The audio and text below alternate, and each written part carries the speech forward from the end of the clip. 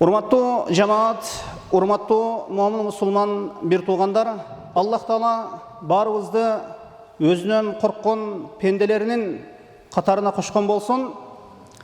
Имам Муслим рахимахулла Абу Хурайра радияллаху анхудан төмөнкү хадисти риваят кылат. Ла'аналлаху яхуда ва насара иттахазу кубура анбияихим масаджида.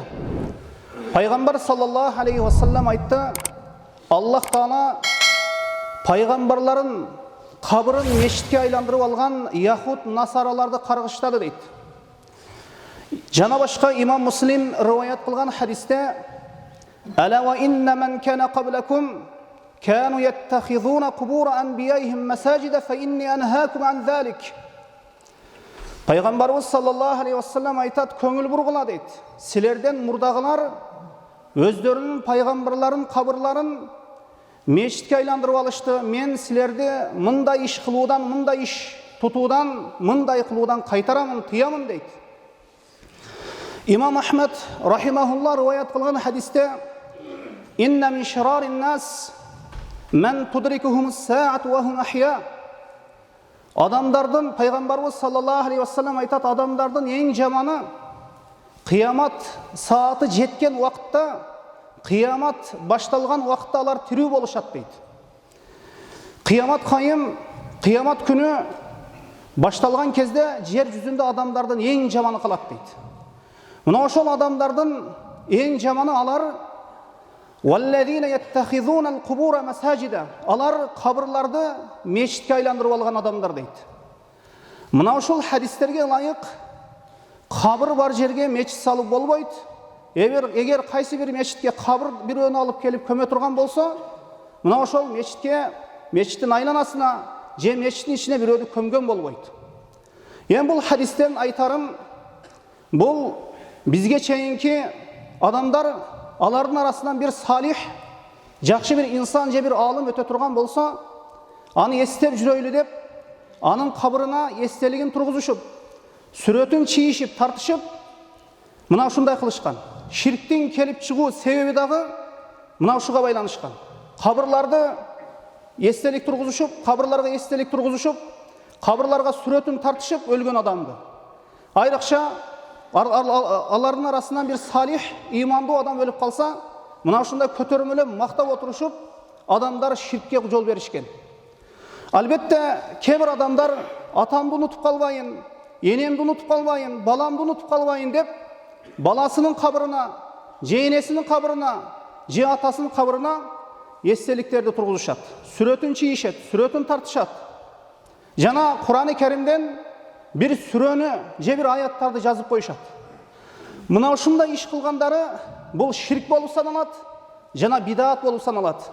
Өздөрү ширк же бидаат жасашпаса дагы, алардан кийинки келе турган үммөт же алардын балдары ал жерде кийин шайтандын азгыруусу себеп ошол жерде бидааттарды, ошол жерде ширктерди жасашат. Кабырга эстелик тургузуу бул албетте шариятта тыюу салынган. Бул ысырапкерчилик жана ширк же бидаат, же бир ширк же бидаат же ысырап бир арам иш болуп саналат. Мына ошондуктан шариятыбыз кабырды безегенден, зыйнаттагандан, кабырды сулуулагандан кайтарган. Мына ошондуктан урматтуу туугандар, ар бир өлүктүн, өлгөн адамдын урматы бар. Бирок урматыны кылуу үчүн ошол инсан шариятка ылайык иш тутуусу керек. Барып эстеликтерди тургузбоосу керек. Бул албетте бул нерсенин акыр акыбети жакшылык менен бүтпөйт. Анткени мунун өлүккө пайдасы жок. Жана зыяны болбосо эле тирүүгө зыяны бар, өлүктөргө дагы эч кандай пайда алып келбейт бул нерселер. Мына ошондуктан буну жасоо менен инсан чоң күнөөгө жол берген болот.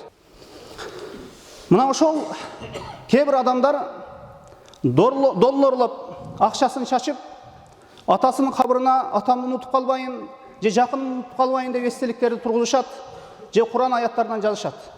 Албетте бул иштери ширк же бидаат болуп саналат. Алардын ниеттерине карап. Мына ошондуктан бул нерседен кайтарылдык.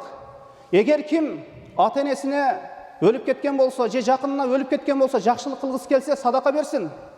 Суу чыкпаган жерлер бар, суу ташып ичкен жерлер бар, адамдар бар, айылдар бар. Мына ошол жерлерге барып, ошол эстелик тургузуунун ордуна ошол жерлерге барып суу чыгарып берсин. жолдорду оңдо берсин, кедей кембагалдардын курсагын тойгозсун. Айлап эт жебеген адамдар бар. Ошол эстелик тургузганча ошол барып, ошол кедей кембагалдарга тамак алып берсин, аларды кийиндирсин. Мына ошондо бул садака жария болуп, агып турган садака болуп, ажыр соо болуп, мына ошол адамдын өлгөндүгө дагы, тирүүсүнө дагы пайда болот. Шайтан бизди мына ушундай ширктерге, мына ушундай бидааттарга буйрат. Бул эстелик тургузуу менен, ошол адамды сүрөтүнү кабырга чийүү менен. Мына ошондуктан бул нерседен бизди шарият мындайча айтканда катуу кайтарган. Мындан этият болойлу. Эгер кимде ким ата-энесине бир жакшылык кылгысы келсе, анда кедейлердин курсагын тойгозсун, жолдорду оңдосун, бак тиксин, көчөт тиксин, мешитке жардам берсин, кыйналган адамдарга жардам берсин. Мына ошондо гана ал атасына, жана өтүп кеткен апасына же энесине жакшылык кылган болот. Албетте, бул эстелик тургузуп коюу менен, бул албетте акыр акыбет жакшылык менен бүтпөйт. Бул ысырапкерчилик.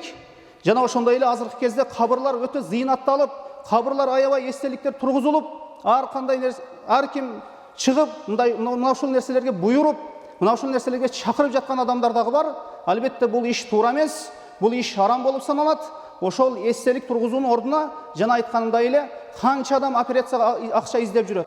Мына ошол эстелик тургузганча аларга бериш керек. Ошол операцияга муктаж болуп турган адамдарга берсе, мына ошондо соо болот, ажыр соо болот. Албетте, бул эстелик тургузуу, аяттарды барып жазып коюу, же бир анын сүрөтүн чийип коюу, бул ысырапкерчиликтен же бир ширктен башка же бир бидааттан башка нерсе эмес.